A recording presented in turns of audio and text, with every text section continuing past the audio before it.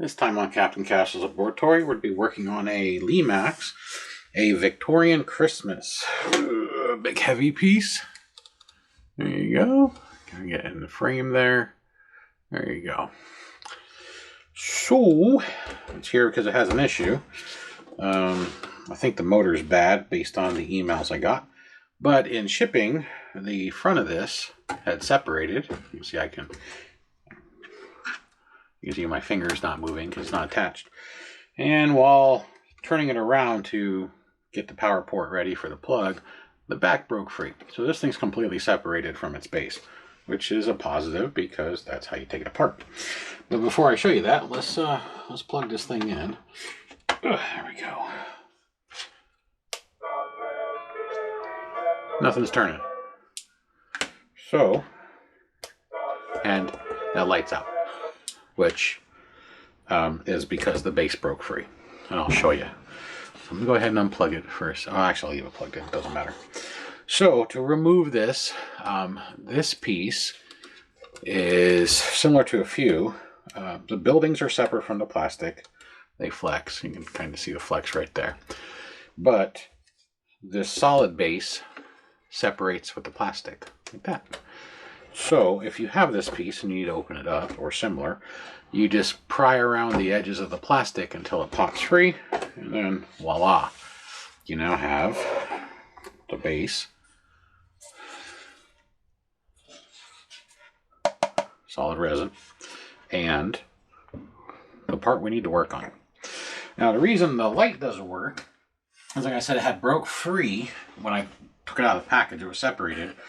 The wires were stuck in the glue, which is pretty common for Lemax. There's the pieces of the wire that broke this light. So we'll fix that. The reason it was 10 is because, well, it doesn't turn. So on the bottom, there's the bottom. You can see the motor through the clear plastic, and you can see the circuit board right here, and the speaker right there, and then the two light poles in the front. So first thing I'm going to do is I'm going to lay it on its back, and I'm going to remove this clear plastic, which is 1, 2, 3, 4, 5, 6, 7 screws, it looks like. And let's get a little container for the screws.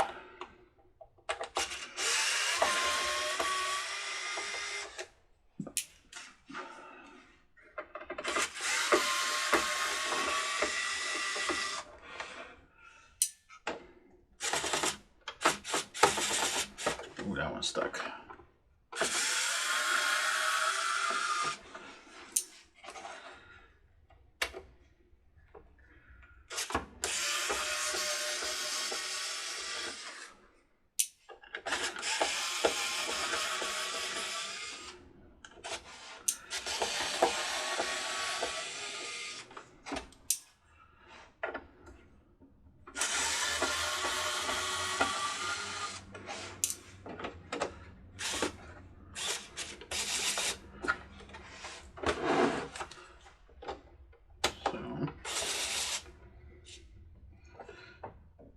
There's always one. There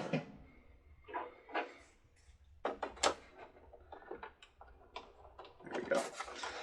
Apparently I just needed a little bit larger bit. There's always one.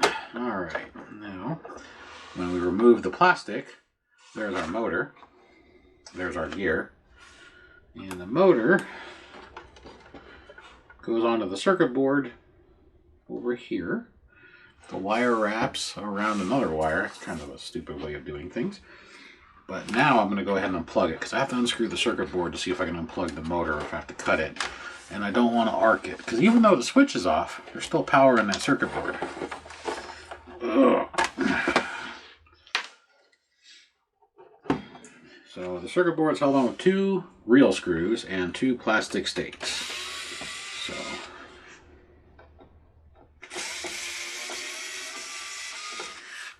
there we go. 2 screws. They're a different style screw. They're pan button heads versus pan head, so you can't really mix them up. And now we're going to walk the board off, and yes, the motor does unplug, like so.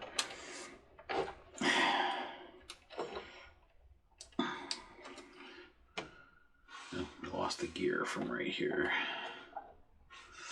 The motor does unplug, I just can't get it to unplug.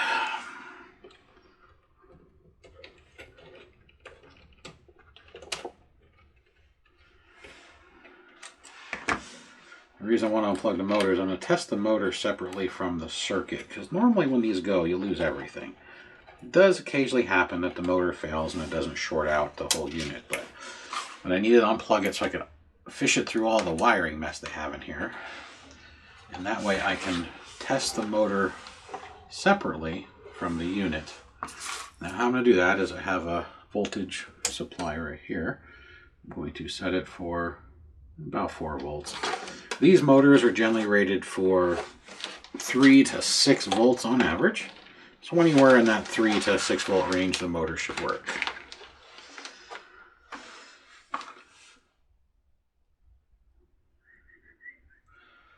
So I have it currently, it's at 3.8 since I went a little below 4. I'm going to remove the pins from in here. So I'm going to mark which side of this is the red wire by painting the side of it red. I do recommend every once in a while when working on these that you keep some colored markers around so you can mark some of the connectors and pins. So how you remove these is this shiny part that's sticking up. If we can see it there. There's actually a little finger, so you need something in there to push the finger down. And once you push the finger down, you can usually just pull the wire out. Usually.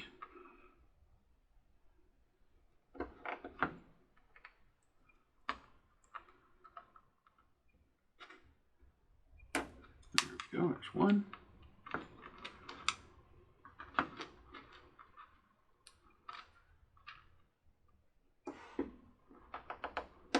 And 2. So, that... the white is really, there we go, little shading. You can see the notches.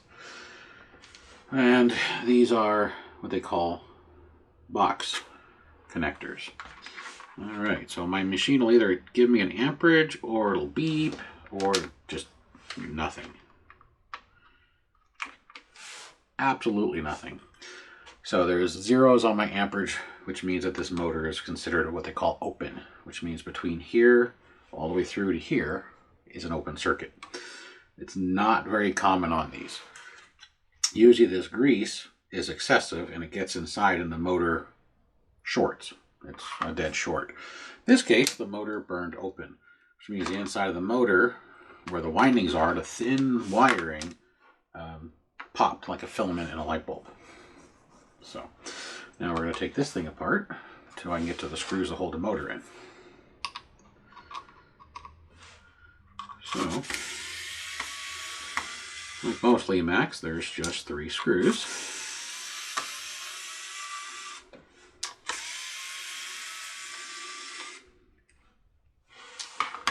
And then that separates from plastic.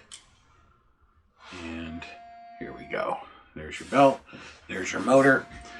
And I'm going to have to pause this for a second. I got a work call. Be right back. We'll start right where we left off here. Okay, I have returned, and we're back at this. So, since most likely this motor is defective, we're going to get a new motor. So, and we're going to unscrew this motor, which there's a screw there, a screw there. This belt feels really good, which is amazing. Usually they're stuck in the teardrop position, where they're vulcanized or cracked or broken. But we'll take the 2 screws out.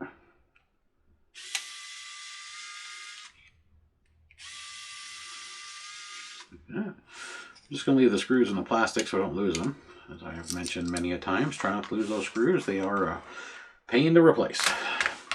This motor is slimy. It is covered in grease. So I'm assuming the grease got in there and probably fried the motor. And the reason I tested this motor separate, also I'm going to pop off the pulley, separate from the circuitry, is when a motor goes bad, there is a relatively good chance it'll burn the circuit board, causing you to lose a component in the circuit board, usually the sound. But the sound worked. That's why I only had it on for moments, because I didn't want it to backfeed. So now we're going to cut off red and black wire. I'm going to set this aside so I can put it in the box of Recycle the Motors box. Let's see. Some wire strippers. We're going to get some heat shrink.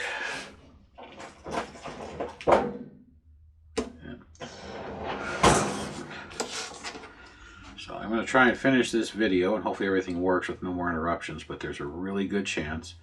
For those who don't know, beginning of the month, I started off my new year with a car accident. And right now, they're trying to get me a rental vehicle for my my work, because I was in the work vehicle. And it's supposed to go into the shop for the next 2 weeks, starting tomorrow. It's hard for me to go do my work, my job, if I don't have a vehicle. Because I was going 0, approximately. I might have been rolling, but I was going about 0 miles an hour. And I got rear-ended at about 60, 65 miles an hour. And I was towing. So the trailer took the massive impact where the majority of the damage is. But those who know trailers, trailers don't absorb much shock because they're connected right to the frame of the towing vehicle. So there's nothing crumple zone-wise to absorb shock. So I am going to get a rental vehicle for a couple of weeks and find out if our work trailer has been totaled out. I think it is. It's not the first time it's been hit, but this time it actually broke the trailer. And then I get to spend 3 days of my week in physical therapy to realign my spine a little bit. So that's why videos will be sporadic. It's only if I am available to in between work and doctors, and if the therapy to realign my spine doesn't cause me excruciating pain, because trust me, there are days it feels great, and there are days where you just want to freaking kill yourself. It's so bad. So I slid the heat shrink down here. I got my soldering iron up to temperature, so I just clicked on. So now we're going to solder the black to the black and the red to the red.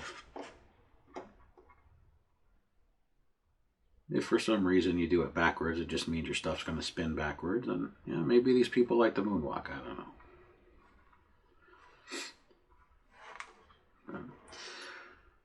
But I'm on call, going back to that, for the rest of the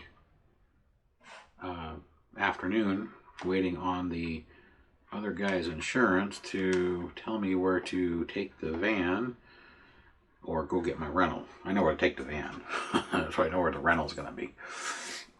So I can go to work tomorrow. I don't want to, but that's what pays the bills.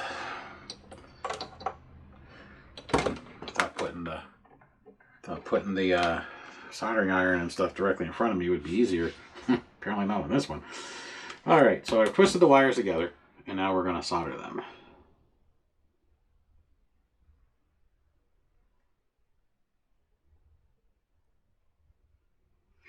So, a little bit of solder.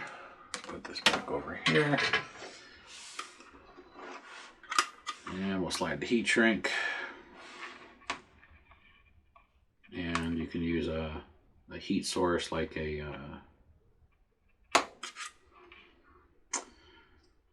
heat gun or a blow dryer. I just usually use a lighter. If I can get this heat shrink to slide over. There's one. And let's get number 2. There we go.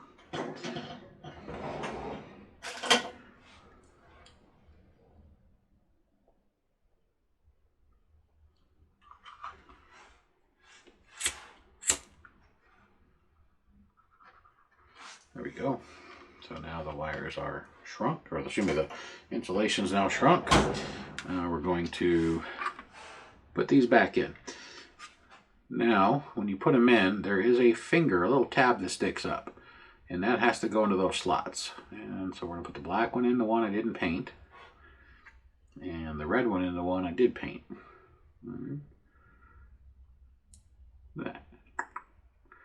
That way. Oops, that one didn't click. Now if it comes out like this, the little finger on the back, you can flex up a little bit just to be safe. Don't go too much, you'll just snap it off. And then that sucks, trust me. I use these exact same connectors on my job.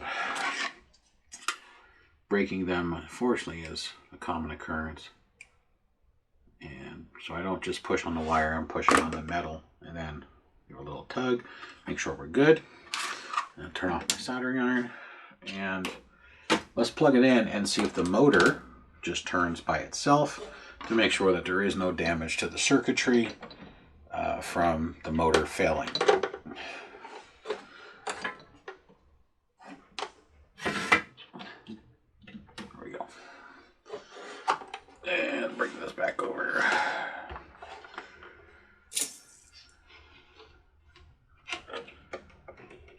Now, the pins are marked on the board. So, and there's only a couple of things that you can unplug and plug in. The rest of them are soldered to the board. So it's really hard to screw it up. So the motor is now plugged in. And now we need to plug this back in. And of course it's all the way on this side. There's a lot of things on here that'll catch. And motor works. That's why it jerked. That jerks. That's the torque. Again, because I have to run a screw gun next to a screwdriver next to the circuit board, whether it's a screw electric or not, you don't want to arc if you slip. So I'm going to unplug the power. I'm going to slide the circuit board back onto its alignment stakes. And I'm going to put the two screws back in. Then what I just did for the motor, I'm going to do for these broken wires right here to fix this light.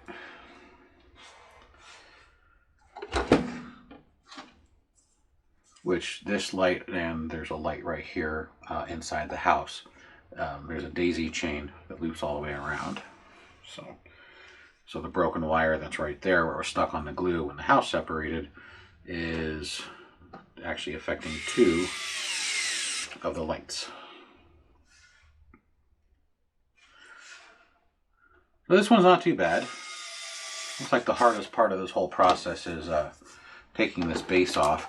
Luckily in shipping, I think it was shipping. I mean, I couldn't, maybe the owner tried to take it apart. But in shipping, the house had started to separate. So it makes it slightly easier. If not, you just have to slowly and carefully pry it with a spudger or a blade screwdriver. Alright, just sliding on that pulley, and then we're going to line everything back up. I'm probably going to unscrew the circuit board again in just a moment to reroute these red and black wires like they're supposed to be routed.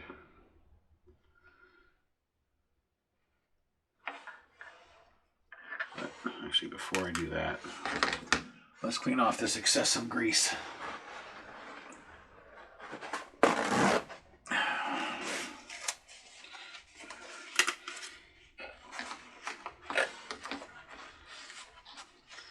The grease is great on the gears, not so much on the electrics.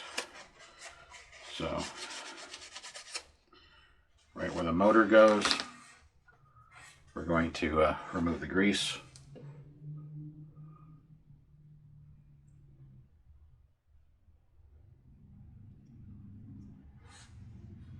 And now I'm going to put the motor back in.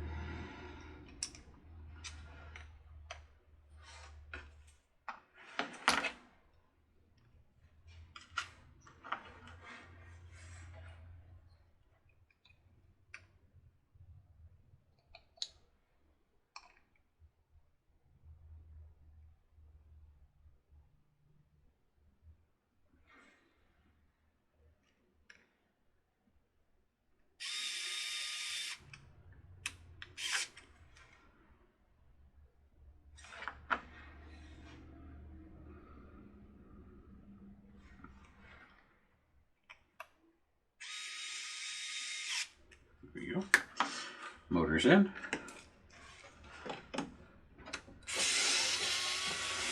Remember I said this motor was fed behind all the wires.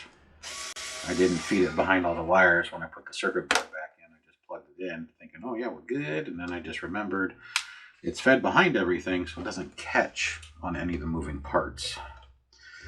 So I got to feed it behind the wiring like it was before.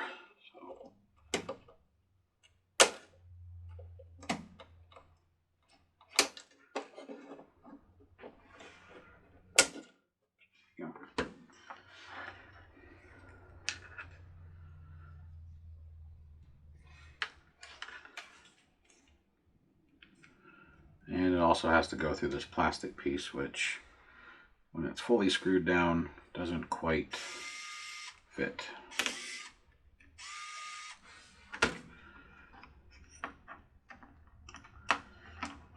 I was so excited that it worked, I didn't even pay attention to the positioning of the wires.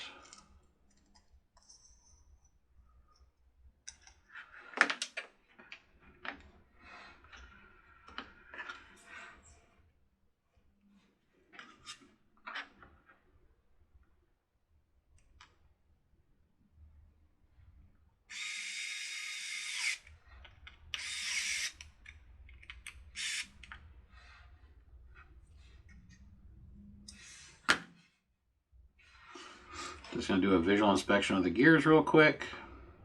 Since it's out, want to check the wear and see if there's any cracks. I always recommend this as well when you're doing this to ensure if you have a problem, you don't put it away or reassemble it and then it pops up later in a worse shape than it was. I'm also going to remove some of this excess liquid grease off of the edges here. Let's reassemble the belt. Yeah.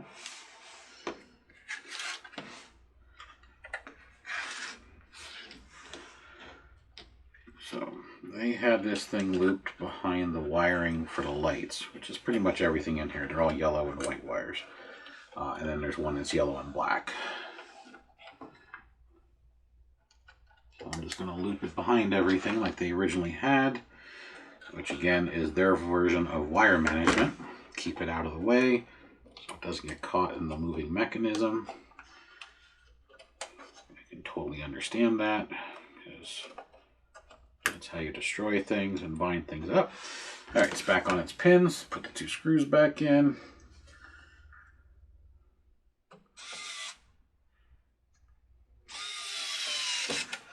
One.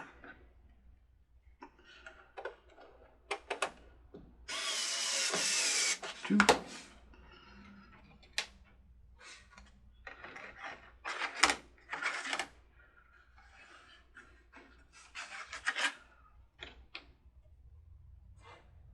Now some of these standoffs are for the pins that come out for the gears.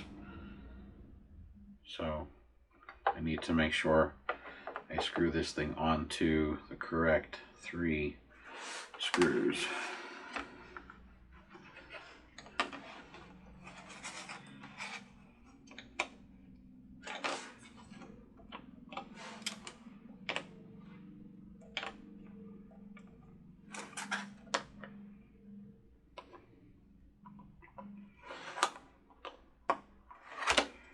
There we go.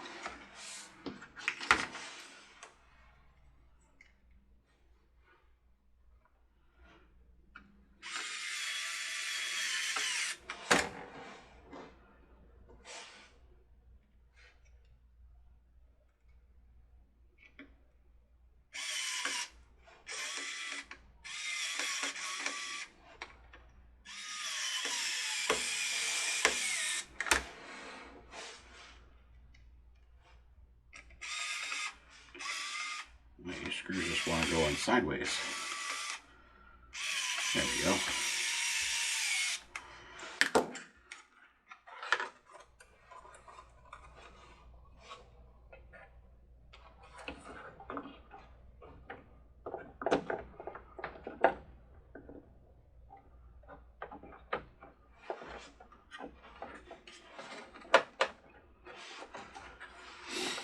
So now we need to get all the pins for the gears lined up, the standoffs for the screws, the motor, and make sure that the wires don't get caught in any screw holes where you run a screw through it, and then of course you sever the wire.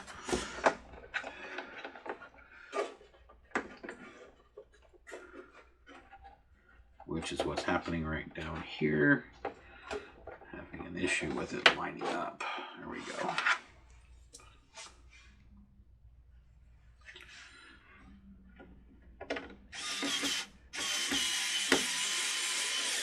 There's one.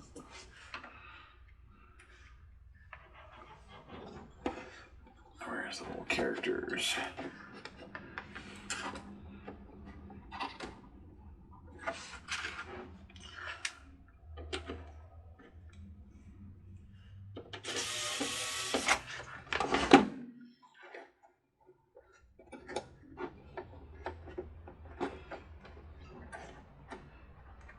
So my gears aren't meshing, that's part of my problem. So I'm trying to move the things that are attached to the gears so I can get some good mesh.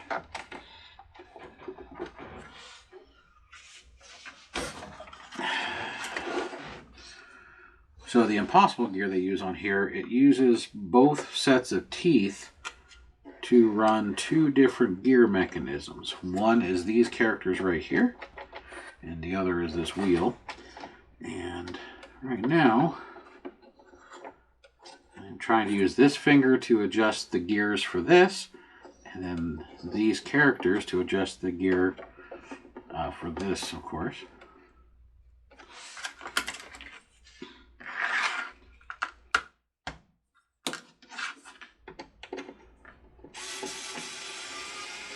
Let's see if I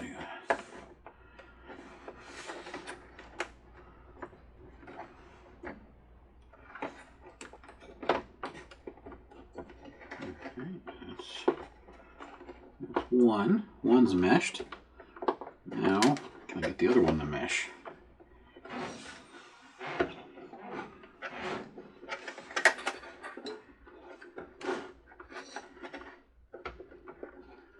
Now I just need to get this. There we go. Now I got this to align up.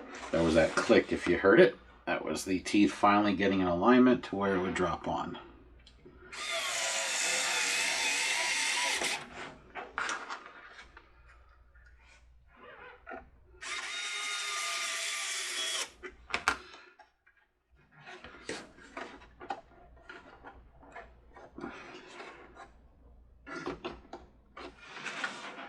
Disassembly is always easier than reassembly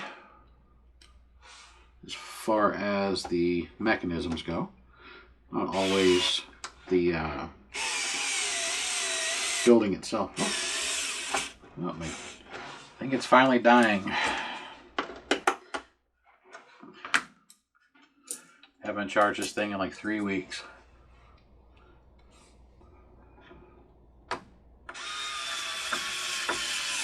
Yeah, she's getting weak. Let's see if I can get these last screws in so we can test it and then fix the lights.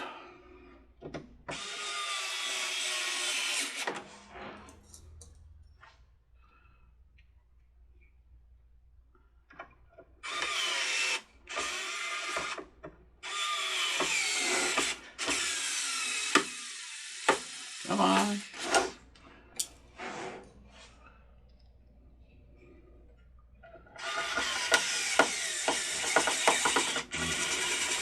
That's that bad screw.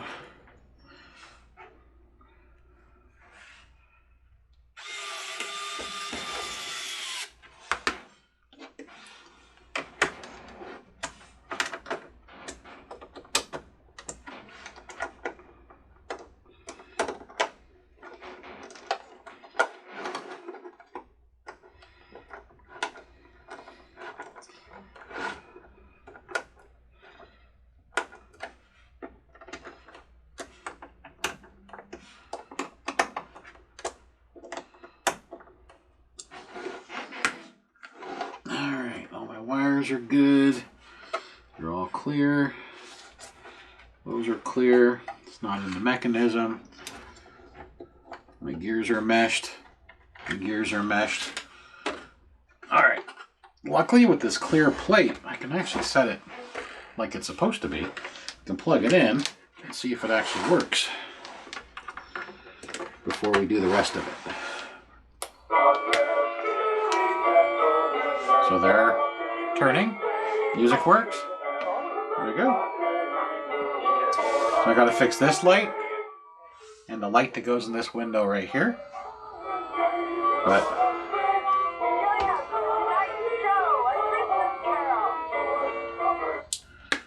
there we go. It's not too terrible to fix. The alignment was kind of annoying, trying to get the two different gears to mesh at the same time. That was probably the most annoying part. Now, granted, disassembly of this actual house would probably be the actual hardest, just for the fact that they have it glued all the way around. Now, as you know, if you've watched my other videos, I do not use hard glue to reattach this. I'll use Surebonder hot glue, which is pretty strong, to reattach this to the base once we're done.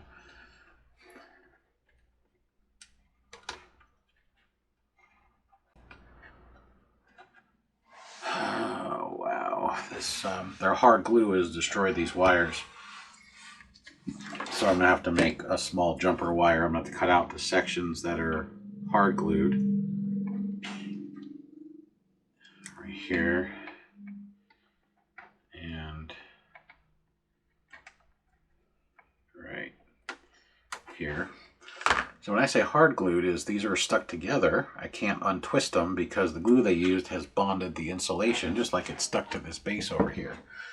So I'm going to make a couple of jumpers. Now luckily I have some small pieces of wire here in black and red that I can use to imitate the black and yellow because I don't have any small pieces of yellow. I love when they do that. So it's going to be the same principle as the motor. I'm going to trim the wires back, get some fresh wire. What I'm trying to do right now with these is get some fresh copper. There we go. And then on these, we're going to do the same thing. I'm going to untwist them just to allow me to separate them and get the heat shrink down. So we're going to pull some fresh copper like that. Get the soldering iron warming up. Now the hard part is right here, it's glued to the LED. Or sorry, soldered and glued. They got glue on the LED as well. I'm going to try and cut the glue off so I have clean margins. Because the glue looks like I'm just going to solder the yellow wire directly to the LED like it was, because the insulation completely peeled off all the way down to the LED itself. So I'm going to heat up and try and remove this copper from the LED.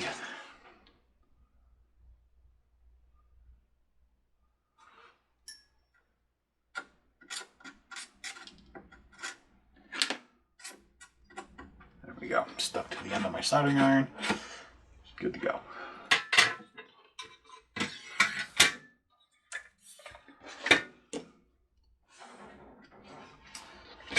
Right, now we're going to tin the area.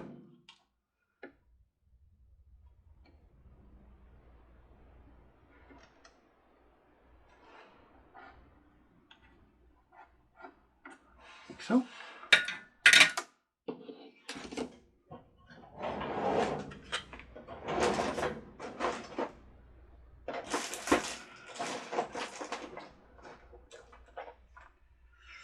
Get some heat shrink out, because we're definitely going to need that.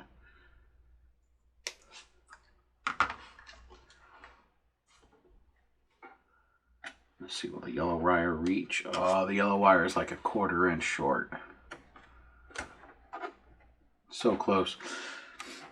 So we'll just use this small piece of red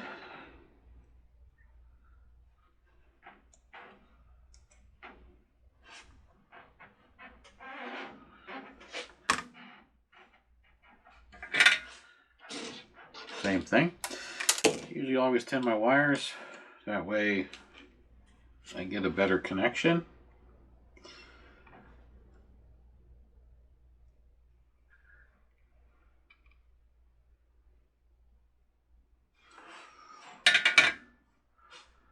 And I usually cut them a little too long for the actual tinning part. Then I cut off the extra. And that is so I can look at it, and also it's easier to cut the stranded wire when it's actually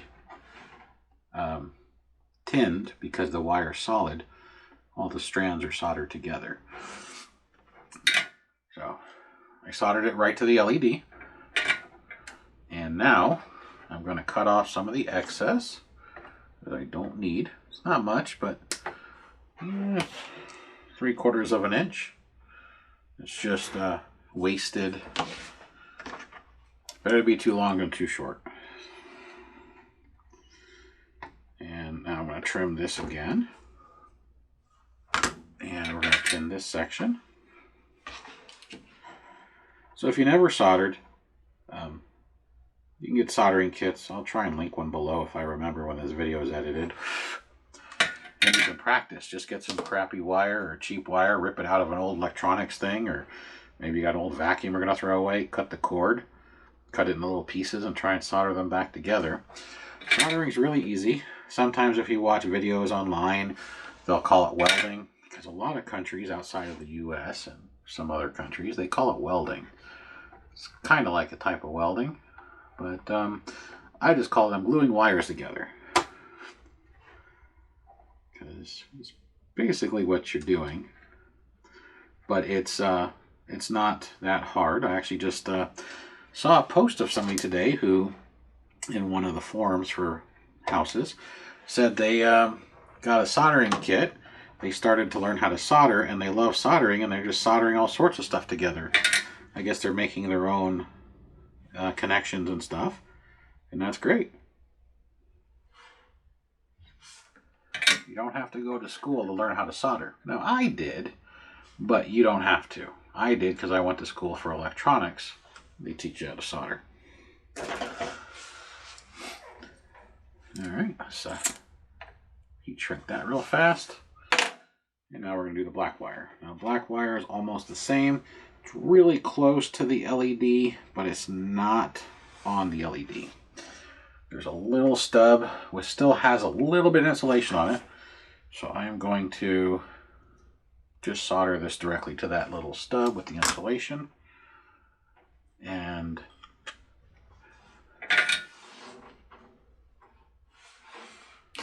go from there.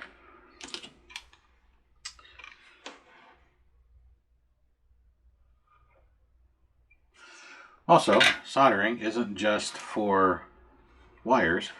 It's the same principle if you make jewelry. They sometimes require you to solder stuff together. Some places might have you braze, which is similar. It's all in the same family of stuff. Now, same thing. I'm going to just look to see how much I need to trim off. Right about there.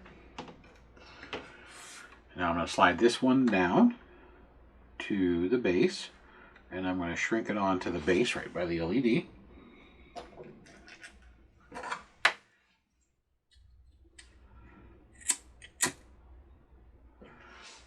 Like that.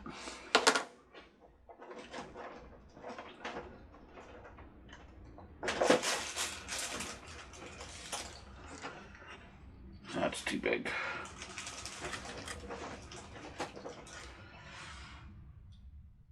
And then I'm going to slide this one on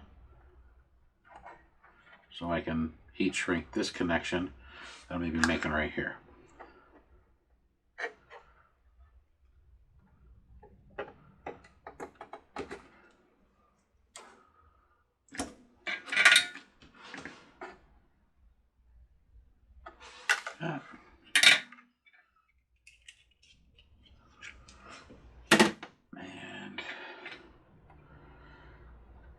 going to solder these together and then heat shrink them.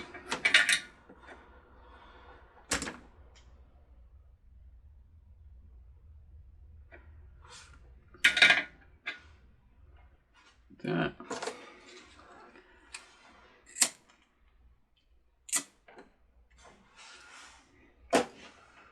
There we go.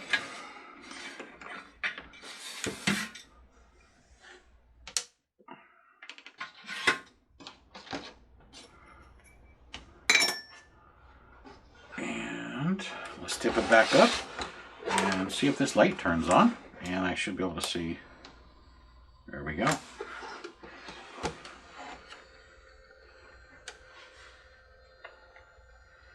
But the window light didn't turn on.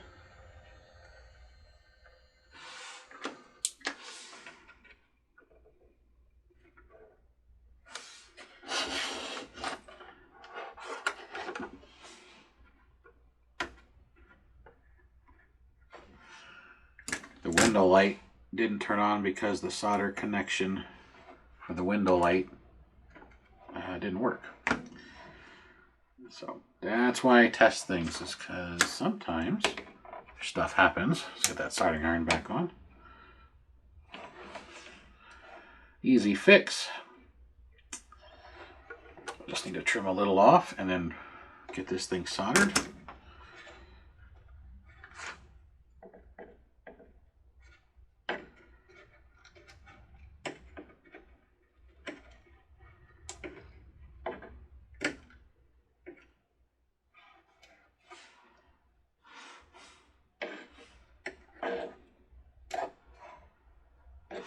Go. That'll reach.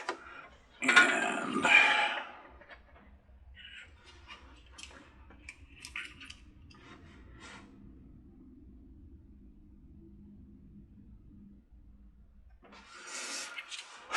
if you are new to soldering, the fumes that are coming off, do not breathe them. They are toxic. It is a downside to soldering. You're supposed to use an exhaust fan if you have one. If not, exhale when you're soldering so that you're blowing the fumes away from you.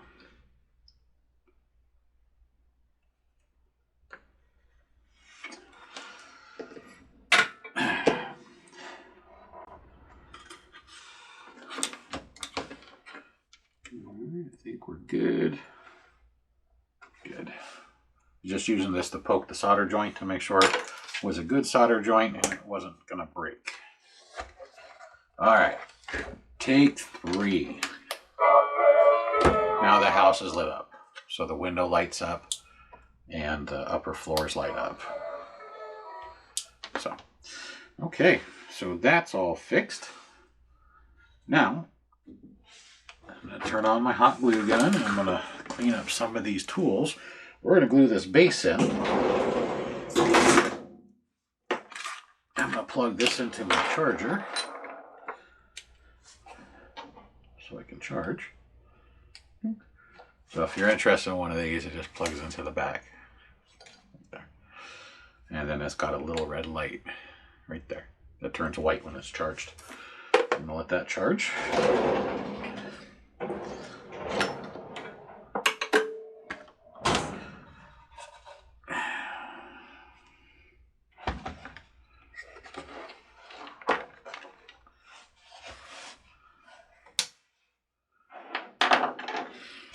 I don't remember what these are called, but these flat-headed ones are really good for scraping. So I'm going to scrape out some of this insulation and clean up the edge a little bit where it has high spots.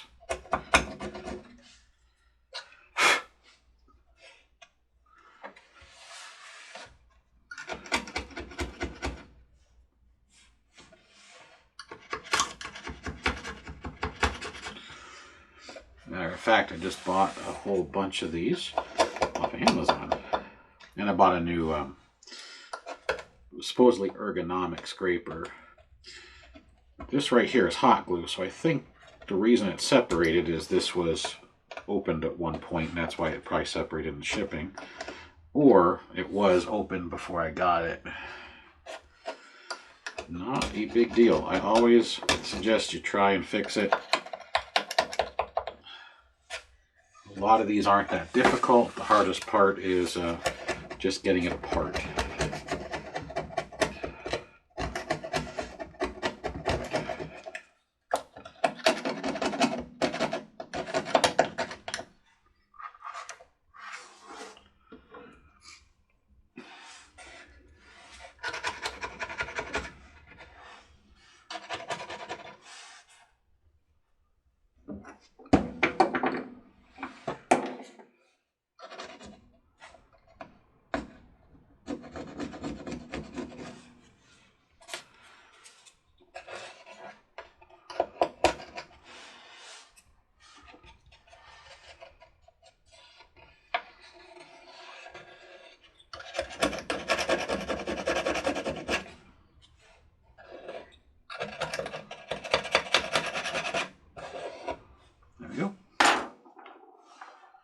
Now we just need to wait for the glue gun to get hot.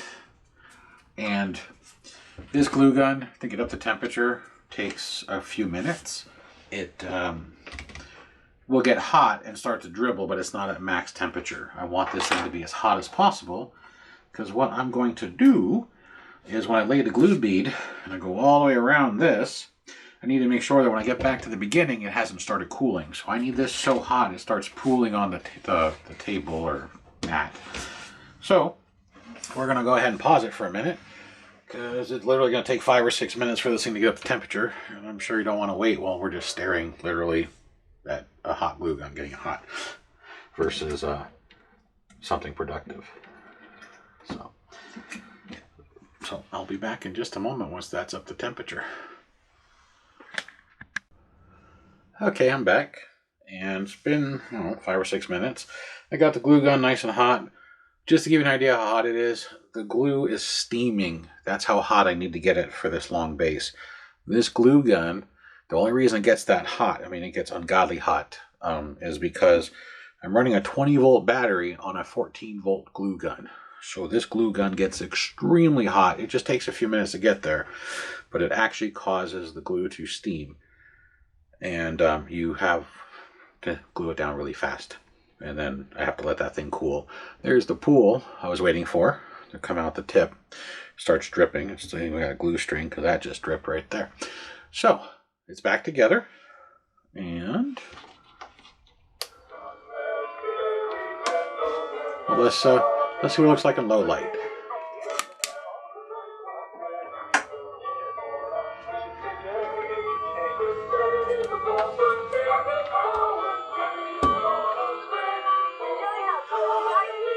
Let's get a little bit darker in here. There we go.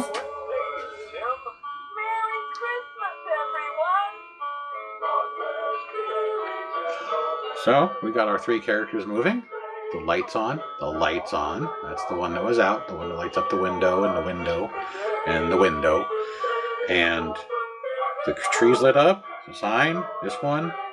That. The light poles, voices are working, motion's working. So that's that's it.